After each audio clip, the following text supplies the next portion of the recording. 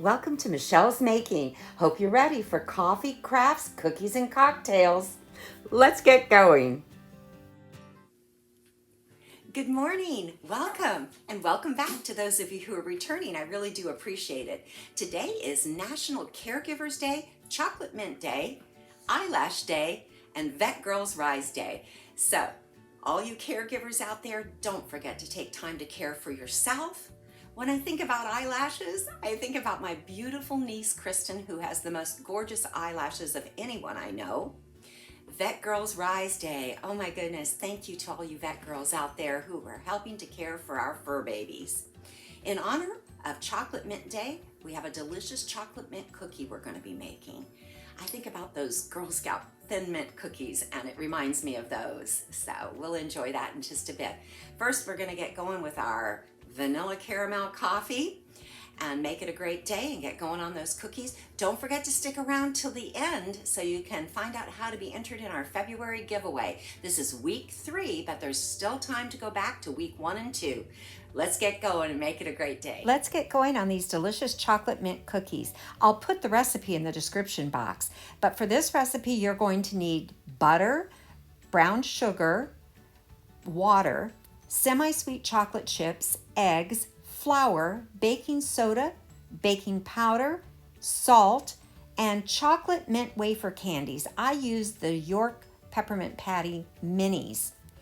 Start out by putting the water, brown sugar, chocolate chips, and the butter in a saucepan and heat until everything is melted. I creamed the butter before adding it to the saucepan to make it melt a little easier. Once everything is melted, you pour it into your mixing bowl. And I apologize, I added eggs here and thought I had turned on the camera, but I hadn't. But you'll add the eggs first and mix well, and then the dry ingredients a little at a time, mixing well with each addition. Once everything is very well mixed, scrape down the bowl, and you're going to cover it with saran wrap and refrigerate it for at least an hour. Once the dough is well chilled, you'll form tablespoon-size balls by rolling the dough in your hands and placing it about 1.5 inches to 2 inches apart on the cookie sheet.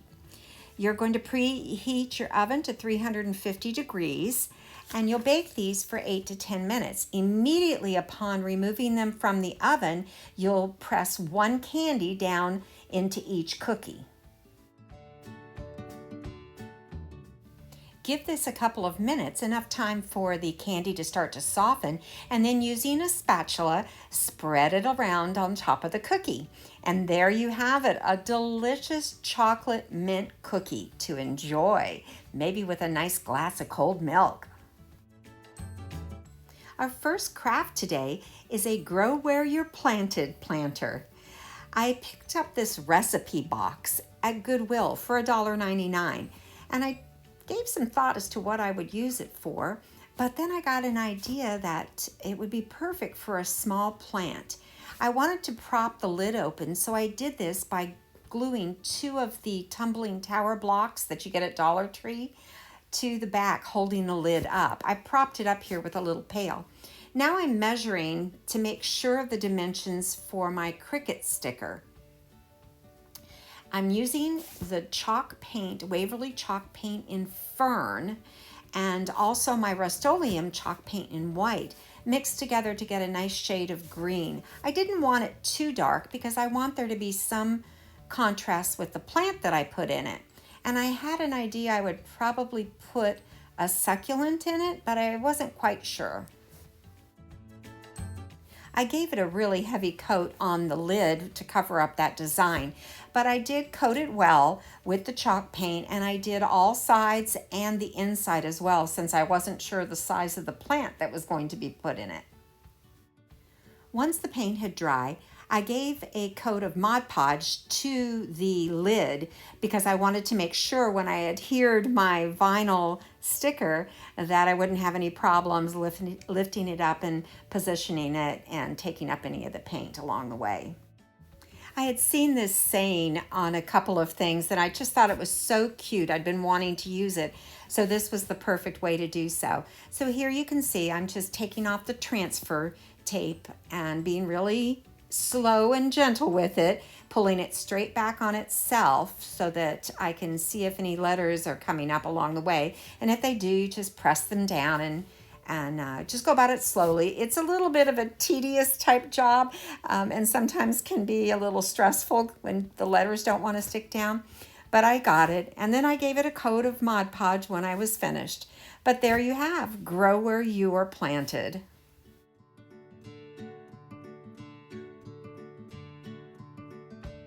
Next project is a fairy melt. I had multiple packages of Halloween makeup crayons that I wanted to use for something. So I began by removing them all from their holder and setting them aside. You may remember from another craft I did in another video, I did a deconstructed canvas. Well, this is the second canvas that I had. I mentioned I had two the same. For this, I decided to give it a good coating of my Rust-Oleum chalk paint in linen white, and it did take several coats to cover up that design. And then I made a fairy silhouette from my Cricut and wanted to put it down in the lower left corner. Before adhering that, I decided to do the Mod Podge to help it adhere better and also to help the makeup crayons adhere as well. Once the Mod Podge had dried, I adhered the fairy silhouette to the lower left corner using the transfer tape, but I did not take the transfer tape off at this time. I wanted it to stay on to protect the fairy while I was melting the makeup crayons. I placed the makeup crayons around the fairy, alternating the colors. I just used a dab of hot glue to help hold them in place as I was getting ready to melt them.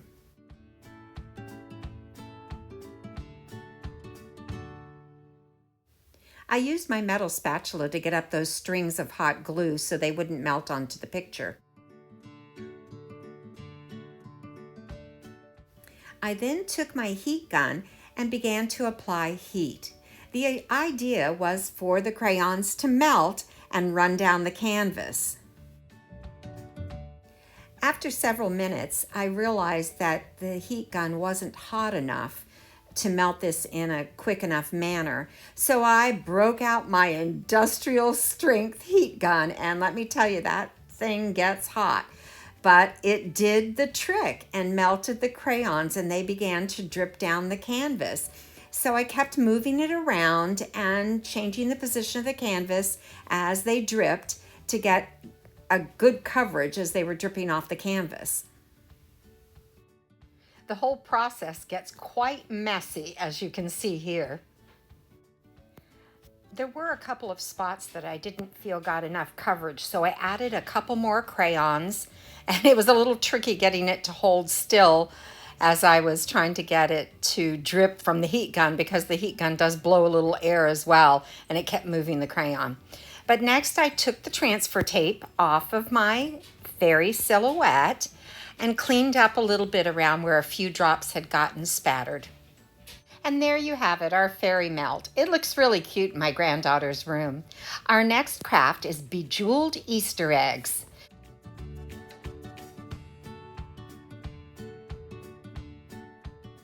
I began by taking 3 of the larger plastic Easter eggs. I painted one of them with the Rust-Oleum chalk paint in linen white. A second one I painted green by using the white chalk paint and adding just a touch of the fern colored chalk paint to make a very light green. And then I took some red acrylic paint and added it to just a little bit to the white chalk paint and made a real pretty pink. So I had 1 pink egg, 1 light green egg, and 1 white egg. I then took a variety of bling that I had, some left over from the other Bejeweled projects that I had done. I had some other gems that were stickers, and I went about adding them to the eggs. I had a lot of pink ones that I decided to add to the pink egg. I had silver that I added to the green and the white egg. I also had a little bit of the string of pearls left that I used on multiple projects, enough to go around the white Easter egg. So I just started adding bling, no rhyme or reason, no right or wrong. You just add whatever looks good and bling it up.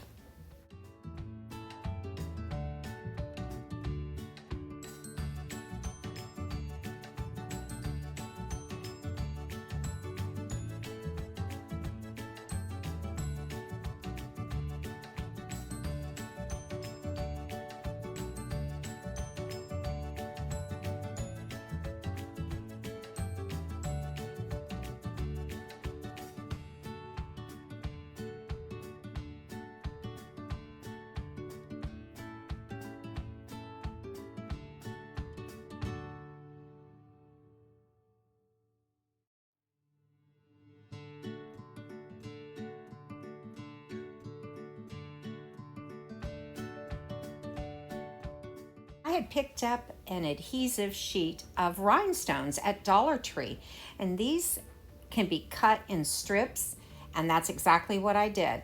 Now, sometimes when you're using these self-adhesive type stickers and gems, they don't always stick really well to painted surfaces, especially chalk paint. So I usually would add a little dab of hot glue just to help make sure it'll stick.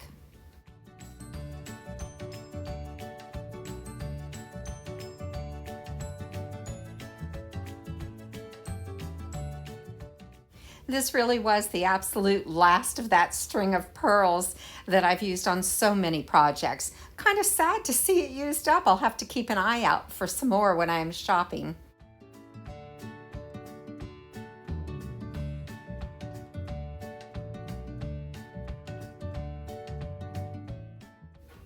This is another roll of adhesive rhinestones picked up at the Dollar Tree, but I used it on the pink egg because it was pink rhinestones.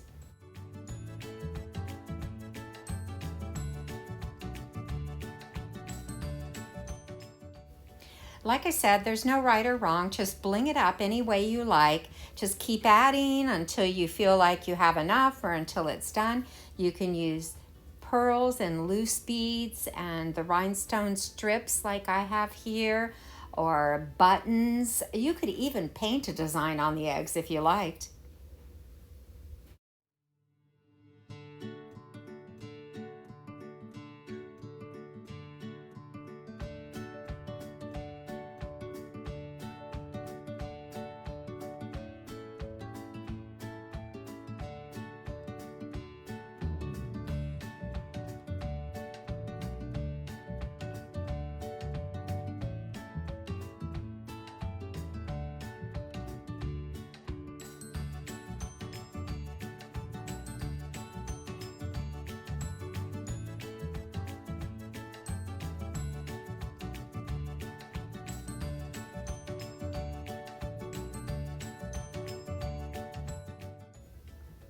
And like I said, just a little dab of hot glue on each sticker to help it adhere to the egg.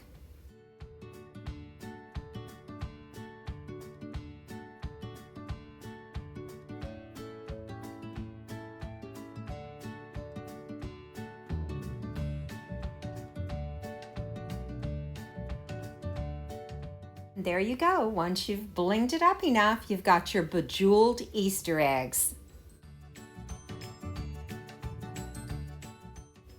Our next craft is a riser tray. Now, I do love using things that I already have that I just repurpose or refurbish or give new life to. And I've had this old tray for quite some time. It's seen some wear and tear, but I figured I could use a little chalk paint and dress it up and use it for Easter decor. So I began by giving it a couple of coats of the Waverly chalk paint in plaster. To make the legs, I used the tumbling tower block pieces. I used 15 pieces for each leg. I glued 3 together 5 times and then alternated them on top of each other to make each stack, and did this for 4 legs.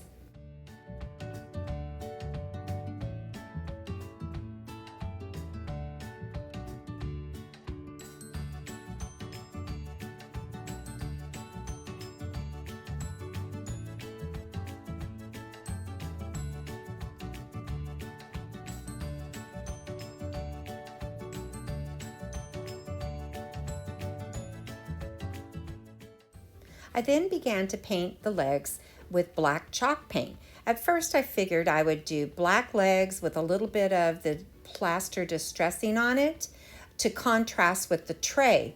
But as I started going along, I decided that I didn't think I was going to like the way that looked. And I decided to do a heavier coat of the plaster when I started distressing. And it really turned out more like the tray in itself, although it has a little more dimension to it with the heavy coat of the black chalk paint and then the distressing and then the heavier coat of the plaster and then the distressing with the black. Sometimes as you play around and you put multiple layers of color on there, it actually adds to the item by giving it some definition and character.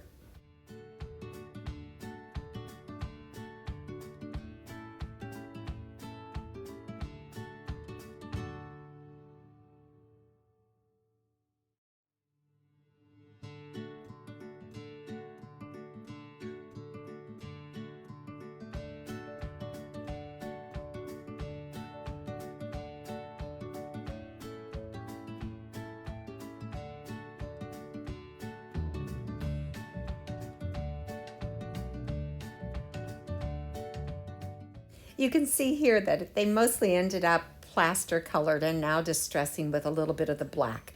But after I completed that and I looked at the tray, I decided to distress the sides and the top of the tray with the black as well. The rim around the tray on the top was already dark and I had just used the plaster to give it a little distressed look. But here I went ahead in with the black chalk paint to give it some dimension. I went a little heavy in a few spots, so then I went back with the plaster and kind of touched it up a little bit so I didn't have those heavy spots. On the bottom, there were some felt pads in each corner, and so I used the heat gun to get those off, and then I began gluing the legs on the tray using Gorilla wood glue.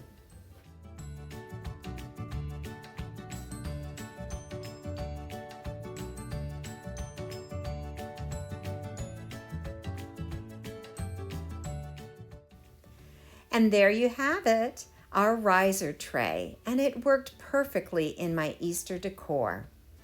Now it's time for a little refreshment. How about a chocolate mint martini?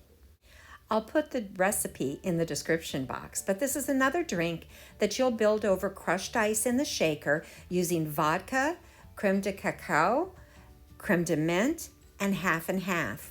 You begin by adding all the liquors and the half and half to the shaker.